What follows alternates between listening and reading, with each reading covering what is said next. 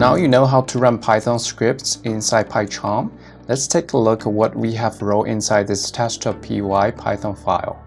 So we only have one line of Python code, and it only does one thing, which is printing the hello world text on the standard output. And this print function, it's a Python built-in function. In Python, if you want to use a function, you need to type in the function name following the parentheses. So that's why I have a round bracket opening here and a round bracket closing here. And in between this brackets, it's the data that you're trying to display on the standard output. Right now, inside here, I only have one string, which is rapid with the double quotation mark. It is the hello world text. So actually, the string is a series of characters. So in Python, if you want to represent a text, you will need to use a string. So that's what we wrote here inside this text.py. So we basically print out a string on the standard output, which is hello world. By the way, Python has other built-in functions as well. If you want to know all of them, you can take a look from the Python documentation or take a look of this screenshot. And also, if you don't know what a standard output is, you can try to understand for now that the standard output is the screen of the terminal, and it includes the run session in PyCharm as well. So now back to the print function.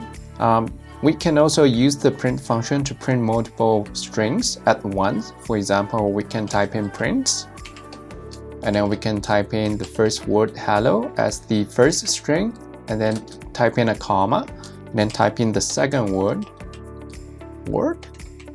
And when we run this, we're gonna print these two strings and separate them by a space. So let's take a look. And as you can see here, so the first hello word is printed by the first print function, and the second hello word is printed by the second print function. And as you can see, they are identical, but when you are seeing the codes, they are different. The first print function prints the whole string, which is the hello word, but the second one prints two strings, and there are two words.